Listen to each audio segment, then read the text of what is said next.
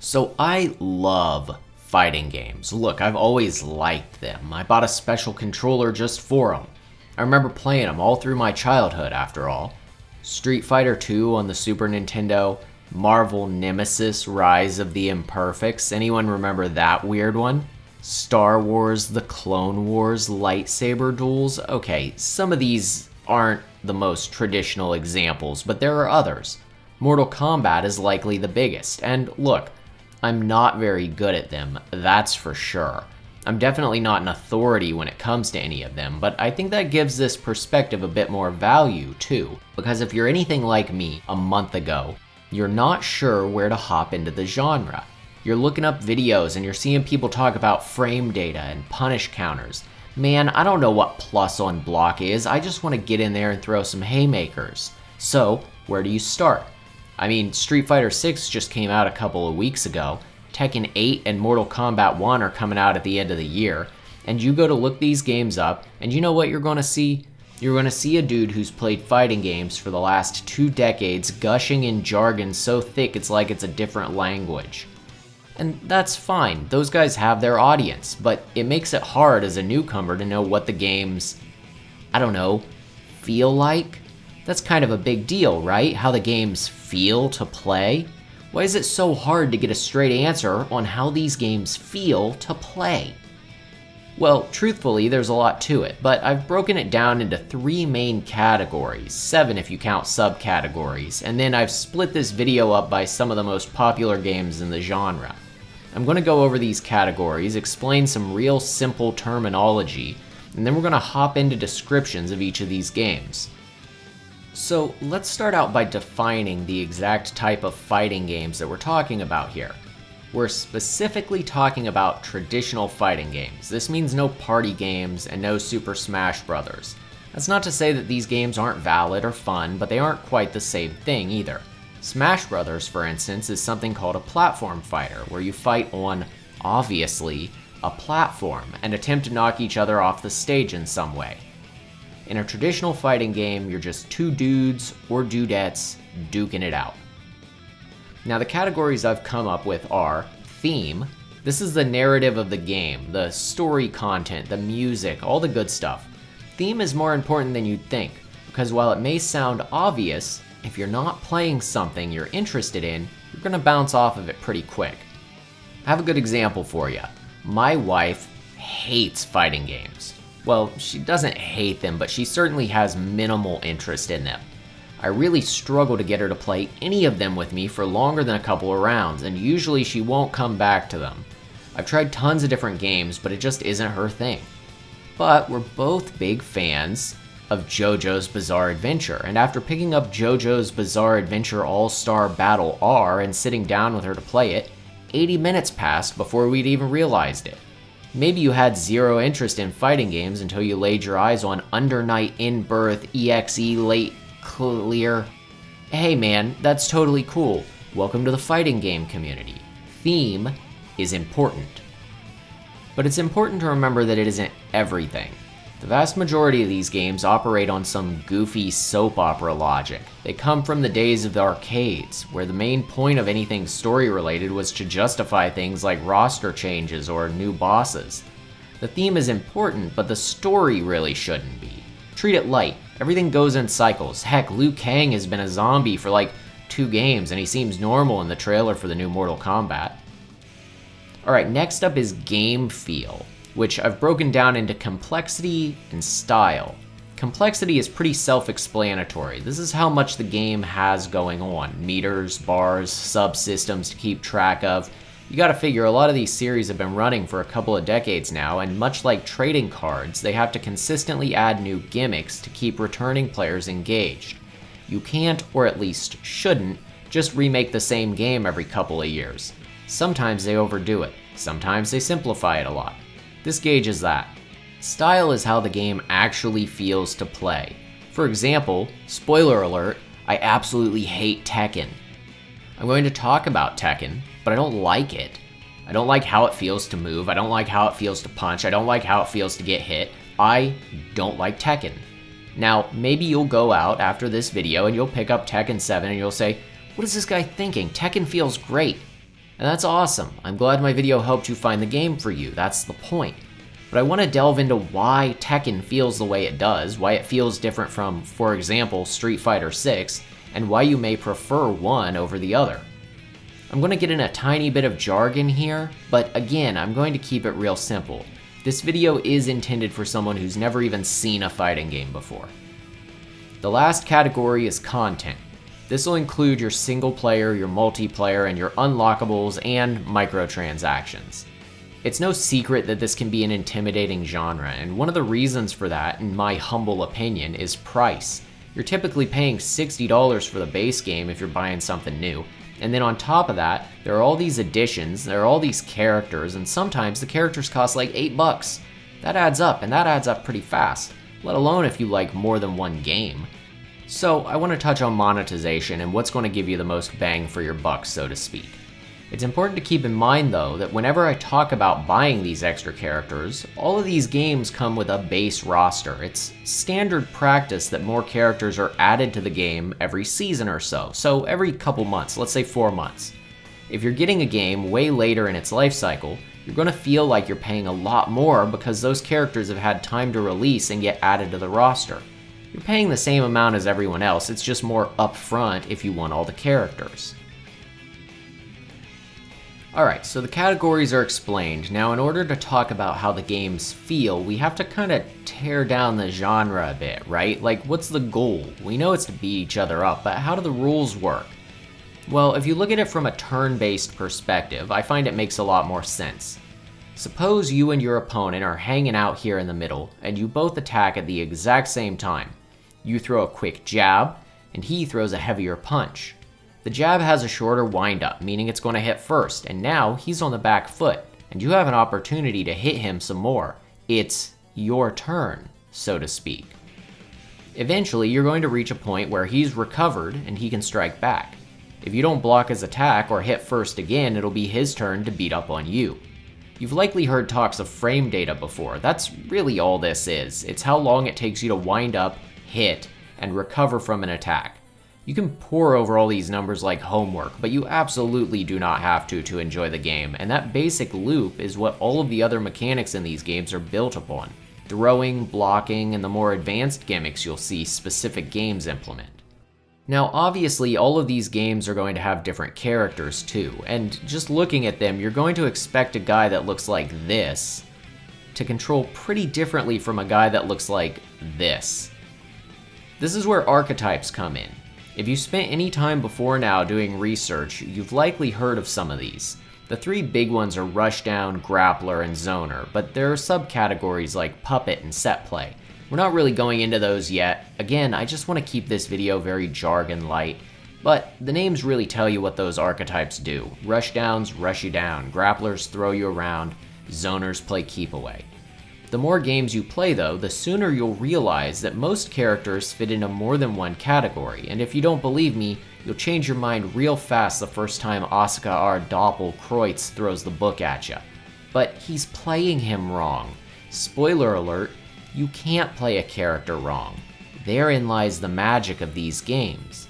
Most of the games also have some element of character customization, which we'll also address as it comes up. The last thing I want to talk about ahead of time is netcode. That's a scary word around here too. I'm going to keep it real simple. Fighting games can be really fast-paced, and sometimes it really does come down to who shot first. When you're playing in person, sitting beside your buddy on the couch, this isn't that big of a deal. But when you're playing over the tubes, this can get a bit more complicated. You're sending your data, they're sending their data. How does the computer decide who did what first? Without getting overly complicated, there are 2 main styles, delay-based and rollback. Rollback being the preferred. Delay-based netcode essentially means that the server waits on both players to give their input, or no input, and then plays out what happens. This can feel slow and laggy at times with a delay between when you press your button and when your character responds on screen. Rollback netcode tends to feel better because it essentially plays your input immediately, regardless of what your opponent is doing. Then, once it receives the information from their end, it'll snap to the appropriate place. This can cause their animations to look a bit cut at times, or in bad cases, cause certain inputs to roll back and be undone. Most people are going to agree that it's worth it. So I think that's everything, and we can finally start talking about individual games. I'm going to start with Tekken 7 here because it's one of the most popular, and if it's between this and Street Fighter 6, I want to gush about Street Fighter 6 last. Oh boy, alright, where do I start with Tekken? Okay, so Tekken is a game where a Japanese big business CEO hosts a fighting tournament and his son, bent on revenge from the time his father threw him off a cliff as a child, enters to win.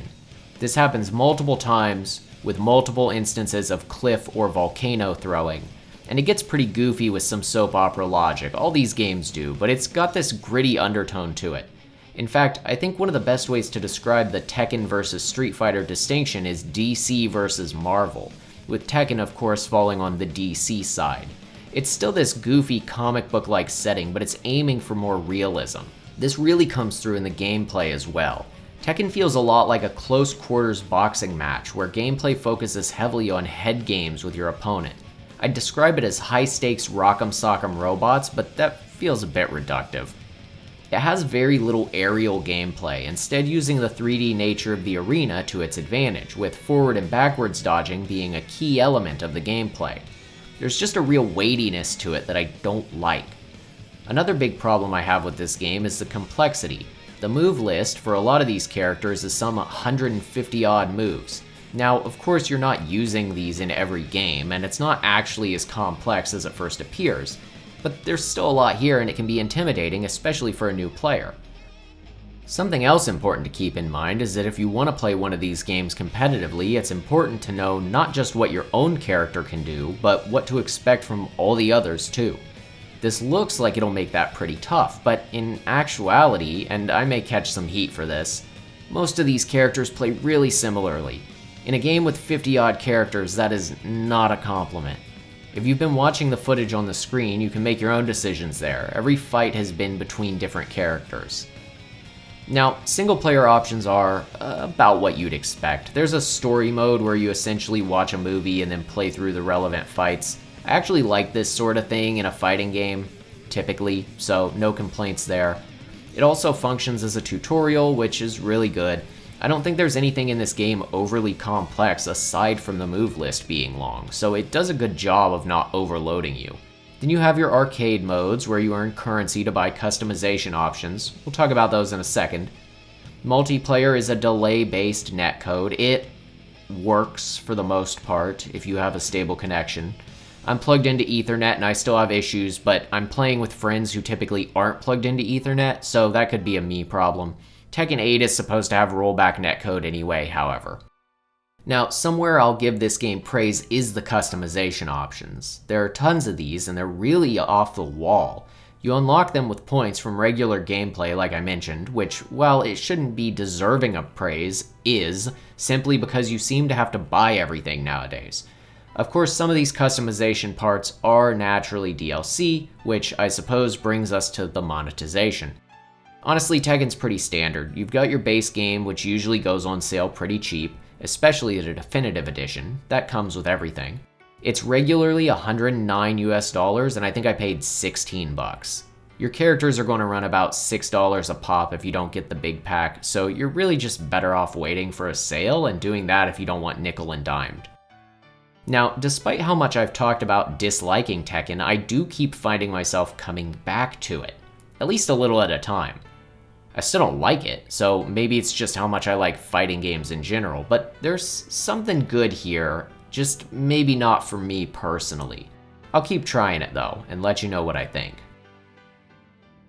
Next up, we do have one of my favorites, Guilty Gear Strive. This is actually the game that got me back into the genre, really. Last year, when they announced returning favorite Bridget, the internet really blew up, and I grabbed the deluxe edition of the game while it was on sale. It was honestly just too pretty not to. Look at this, it's like playing an anime, which is a good segue into the conversation of anime fighting games versus traditional ones. You're going to notice that this game plays quite a bit different than Tekken.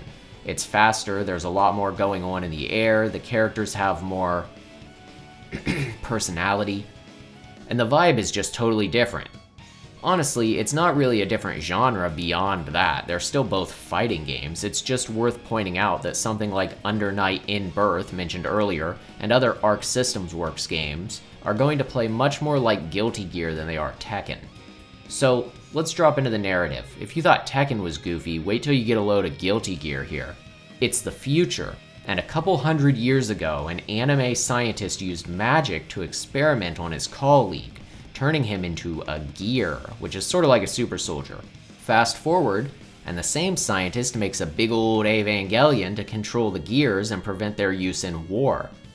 Then he uses them to start a war. I really love the style of this game. It has great music direction too, where the lyrics of each song go through the story of the character. Oh man. And speaking of characters, these guys are diverse. Here's our first puppet character, Zato-1. When you're playing as him, you also control Eddie, this shadow-like demon, at the same time. He's a hard character to play, but it's a lot of fun. Another great one is Testament, resident sexy Grim Reaper. This guy's just got guns. And aside from a couple of characters, none of it's overly complex. You have a much more manageable move list. It's around 10 to 15 moves for most of the characters, max. The complexity comes from how you chain them together using a special move called a Roman cancel, and how fast the game is. And boy, let me tell you, I am terrible at Guilty Gear because it is fast. Now, for the bad news, this game doesn't really have a single player at all. Okay, well it does, but it's just arcade mode and tutorials or combo training. There is a story, but it's a 4.5 hour long cutscene you watch. You don't even do anything during it. Fortunately, Strive has pretty solid online with rollback. Unfortunately, Arc System Works does these weird, hard to use hubs for fighting each other. It's not great, it's really not. It's cool that you can create a private room and customize your little house, but it's been done better. Any unlockables you have are going to be music tracks or customization options for this little avatar guy in the room, so not a lot there. Monetization is also pretty standard, about $7 for an extra character, or get them in a bundle and save a bit. Sometimes they'll drop extra color palettes and stuff, but this is probably the least predatory monetization you can find, barring adding the characters for free, which just doesn't happen. I personally find myself having the best time playing Strive with friends. Again, this is one of my favorites, but it's arcade style through and through, and you're not going to find a lot of single player content in this one. Next up, we have Soul Calibur 6. So, what do you get when you cross the style of Tekken with the aesthetic of Guilty Gear? Well, you get something more along the lines of Soul Calibur 6. I like Soul Calibur a lot more than Tekken, but it's definitely got its own set of problems. Before we get into that though, let's talk about the narrative. There's an evil sword, the Soul Edge. That's basically it. Okay, there's also a holy sword, the Soul Calibur. It's pretty by-the-book fantasy themed. There's always a bad guy doing something with the Soul Edge and someone trying to stop him with the Soul Calibur. I don't know. The character design is cool, and that's what matters to me because it's also what really makes this game stand out. Each character has a different fighting style based on the weapon they wield, and there are different options for this weapon, stat-wise, not moveset-wise, that slightly change up how you're going to play them. You have some pretty different fighting styles here compared to Tekken, lots of dudes with long weapons, and it's faster feeling. There's a bit more aerial stuff, but really not much. The complexity comes in from the different types of counters. Soul Calibur has these rock, paper, scissors style counters called a reversal edge that put you into a little guessing game against your opponent. In theory, I hate stuff like this, but in practice it's actually a lot of fun because you have more options like dodging or counter blocking. This is also the first game we've talked about so far where blocking is a dedicated button. In most fighting games, you block simply by holding backward. Not the case in Soul Calibur, and that can trip you up a bit if you're not used to it. Personally, I think there are a bit too many options for me. I find the game a bit overwhelming with how much stuff there is to do, and mechanically I think it's the most complex so far. This isn't even mentioning that each stage has a specific shape and you can knock your opponent completely off of it for an insta-kill. I definitely wouldn't want to learn this game competitively, but that brings me to the next point. This is the first game on the list that I'd recommend specifically for the single player. You've still got your arcade modes, but you've got two pretty interesting story modes too. One that revisits the original Soul Calibur story, and one where you create a custom character and level them up, getting different weapons and playing through random battles. I like this sort of thing a lot because it's what keeps me coming back to a fighting game. Though I think there's a real missed opportunity for having custom character options be unlocked with points. All of the cosmetics are either unlocked from the start or paid DLC. That's a bummer for me because I like unlocking stuff. Should have had a Tekken style system. The multiplayer isn't great either. It's the standard delay based netcode. Hit or miss basically. You still have some pretty solid options for room modes, silly stuff like slippery floors. I don't know, man, it's fun to turn on sometimes though. Characters are going to run you the standard $6 or more for the big pack. The big pack costs a lot more for this game because it includes all the cosmetics alongside the characters. Even if you aren't a fan of the cosmetics and custom character stuff, you're still likely best off getting the deluxe edition as this game goes on sale similarly to Tekken. Now, Mortal Kombat 11. This is a pretty big title. Mortal Kombat's been around a long time and you've no doubt heard of it, likely because of how bloody and violent it is. Mortal Kombat's another tournament-based narrative, but it's got some interesting elements to it. There are different realms, and when one realm wants to take over another, there's a tournament. One specific realm, Outworld, likes to try to do this. Usually Earthrealm is trying to defend in some way. Pretty compelling characters, all things considered. Some old iterations have an abundance of what I'd personally consider more boring soldier-type characters, and this iteration doesn't have the best selection by any means, but it does have a pretty solid roster. You've got your classic ninjas, you've got Scorpion, Sub-Zero. You have some interesting crossover characters like RoboCop, that's kinda odd. Rambo is in this, the Terminator. In terms of actual feel, it's somewhat quicker than Tekken, and it's definitely less stiff. You have a dedicated block button once again, which I can't seem to get the hang of using, but I'm sure if I played more often I'd probably come around on that. Otherwise, it's pretty quick, punchy attacks. The combos in this feel a bit weird to pull off in my opinion. I don't know, it always feels way too fast for me, and then it's back to trying to replicate what I did. The moves are really interesting, and it's where the game shines, especially if you pick a character that has a cool power like Sub-Zero. Lots of cool combos there.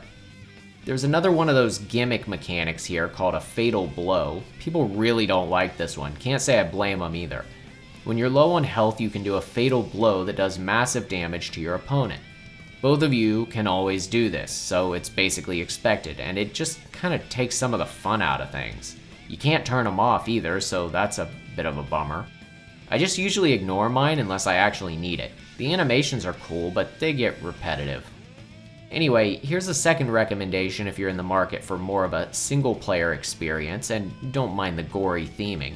It's one of those where it plays through the movie and you play the relevant fights. Again, I like this sort of stuff, so no problems there. Then you have your arcade modes. This game absolutely has the most unlockables though. We're talking probably thousands of hours of grinding, which, I mean, if you love Mortal Kombat, more power to you. That's a well that isn't going to run dry anytime soon. There's a healthy dose of character customization thrown in there too, and the ability to adjust how certain moves work. This part confuses me a bit and I haven't messed around with it too much. But it's a cool option for those who really like to customize their favorite characters. For multiplayer, we actually have rollback netcode here again, which is a pleasant surprise. I've only played this online against my buddy with somewhat intermittent Wi-Fi, so we had a bit of trouble, but that was an us problem. And when it did work, it felt great. Definitely better than something delay-based. There are also currencies rewarded for playing online, which you similarly use for those unlocks mentioned above. You can buy these with real money, but the Mortal Kombat 11 website does note that any items purchasable with them can be unlocked naturally in the game too. Not sure the grind on that though. As for the character prices, you're paying $6 again, but given how many there are, it's another case of waiting for that big sale. I got the big ol' $109 Legendary Edition that came with Injustice 2 for $10. That's an absolute steal. Otherwise, you're paying like $250 for everything individual. Since we're on the subject, if you like the idea of Mortal Kombat but you aren't into the violence or prefer DC characters, Injustice 2 might be up your alley instead. It plays darn near the same, has a similar sort of customization setup, and a pretty solid roster. It even has my favorite DC character, Atrocitus. Here comes a new challenger! Alright, and here's the showstopper, right? I've saved the best for last, the newly released Street Fighter 6. Now, I assure you, I'm not a shill. This game seriously does everything we've talked about so far, far and away better than any of the others. But before we get into how, we have to talk about the narrative. This one is, it's hard to keep track of. We're just going to call it another tournament-based story. Sometimes there's a big bad guy with psycho powers. I haven't really been able to get into this one, I'm going to be real with you. It's actually interesting because all of the characters in this are particularly compelling. Before we talk about them though, I'd like to digress into audio for a moment. Man, the audio in this game. Aside from the fact that it has the best accessibility settings out of all the games we've talked about so far, including audio settings, it also has the best sound design. I mean, heck, they changed the sounds based on which costume the characters are wearing. Anyway, characters. This game has the smallest roster by far because, like I said, it came out just a couple of weeks ago. Hasn't even gotten its first new character yet, so we're only given 18 to play with. That said, they are a fantastic bunch. My original fear coming into Street Fighter was that all the characters would be just some guy and have the same boring variations. Not the case though. They are absolutely dripping with personality and they feel good to play too. It's a much slower game than Guilty Gear, that's for sure, but everything feels a lot more deliberate. It isn't the close quarters boxing of Tekken or the fast weapon swinging of Soul Calibur. This one's hard to describe. It goes back to my explanation of knowing when it's your turn and when it's your opponent's. None of the others make that feeling as obvious as Street Fighter 6 does. The feedback, the responsiveness, it's all just really good stuff. When you make a mistake, it's a lot more obvious how you messed up. In terms of complexity, it's likely the least complex so far, at least in my opinion. That's not a bad thing by any means, you have tons of options, but the gimmicks don't take center stage or slow the action like they do with Soul Calibur's Reversal Edge or Mortal Kombat's Fatal Blow. You have a single bar known as the drive gauge, and you can add in an extra button during any of your special moves to power them up, using that bar to increase their damage or alter their behavior. Then you have drive impacts, a sort of counterattack that works well to slow an opponent's momentum. And then you have drive parry, which is like a regular block but if timed right, flips things back to being your turn again. It all flows together real elegantly. And that's just the gameplay itself. Wait till you hear how much content they packed into this bad boy. For single player, you have a lot of options. You have the arcade modes, of course, you have the training modes and the silly stuff like modes with stage hazards and what have you. But then you have the main feature, World Tour. World Tour is awesome. You create your custom character with the editor, it's pretty robust and you can make some really realistic looking dudes. And then you get to play through this story. I know nothing sounds special so far, but this is where it gets interesting. While you're playing, you meet the main roster of the game and they train you in their fighting styles. As you level up with them, you learn their special moves. That's right, this is a whole open world Street Fighter RPG, baby. You can mix and match moves from your favorite fighters, making something really cool and unique. And then these special moves can be used in the overworld to reach different places and break open objects, as well as initiate fights with street punks. You can actually really just fight whoever you want. On top of that, there's a ton of different equipment to find and unlock, and it even affects your character's stats. Maybe upping your kick strength, or making your first attack after being hit do more damage. A lot of these cosmetics can have their colors changed too. There's a skill tree that behaves similarly, you get points for that through leveling up your fighter as well. And then, when you're done, you can even take your custom fighter online and use them in matches against other people. Back in the day, stuff like that was always locked away offline, but not anymore. Since we're already talking about the multiplayer, let's keep it rolling. It's absolutely fantastic. Obviously, it's rollback. This is easily the best multiplayer hub of any of the games we've talked about so far. What it does is it pops you into a server with arcade cabinets and you approach whatever one you want. You can wait on friends here, you can create a private room.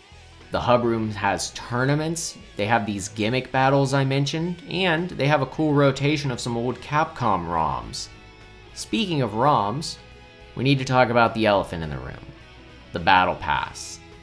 I know, you don't have to tell me, man, I hate Battle Passes. I think they're predatory. You shouldn't be expected to play a video game like it's your full-time job to get something you paid for. What happened to the days of regular paid DLC? Yeah, okay, hear me out though. First and foremost, this Battle Pass is far from predatory. It's $5, and the best reward, a ROM for Legendary Wings, is the very first thing you unlock. Beyond that, it's all cosmetics for your avatar, which don't affect their in-battle stats and, emotes and stuff. Literally the most ignorable stuff if you aren't into that. Now, here's why I think the Battle Pass is a healthy thing for a game like this. When you go online with any of these other games and you win or lose a match, that's it. That's your reward, getting better at the game.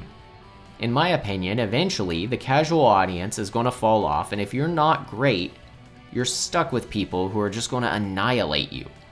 Rewarding people for playing, even if they lose, because the Battle Pass XP you earn is the same regardless, is going to keep that casual audience invested way longer, and it's going to give them a healthier community of people to play against, even if you aren't very good at it. I think this is purely a net positive. Now, the characters haven't released yet, but they look like they're going to be in the ballpark of $8 because the character pass is $30 and you're getting 4 of them in that. Pretty pricey, but you also have to figure you're buying them once every 4 months or so. So, in closing, if it wasn't obvious, my favorite is JoJo's Bizarre Adventure All-Star Battle R. Look man, what can I say? I'm a JoJo boy, you know? Street Fighter 6 is far and away the best game I've talked about here today, in my opinion. It is the pinnacle of fighting games right now, and you're not going to get a better experience than that. But my favorite still has to be JoJo, and that's what matters, right? You want to pick the game that you love. It doesn't matter that it's got bad netcode, I just want to play it. It has characters I love from a story I love. Now, as an aside, I'd like to just throw out there that every game I've talked about today plays amazingly on the Steam Deck. Except Injustice 2, I didn't try that. And Mortal Kombat 11, which had some frame drops here and there. Anyway, I hope I've been able to give you some insight into what's a somewhat intimidating genre. It has a lot of history, and it's hard to know where to start when all the reviews of these games talk about them like you've been playing the last 2 decades of releases. My goal was to create a video that you could watch and then go out and pick a fighting game and be happy with your choice without having to refund it. If I've done that, hey, leave me a comment. Let me know what you're playing. If you got Street Fighter 6, we have a channel club, look us up, do a couple rounds against me. I'm terrible. Maybe I'll see you there. Thanks again for watching, and as always, I will see you next time.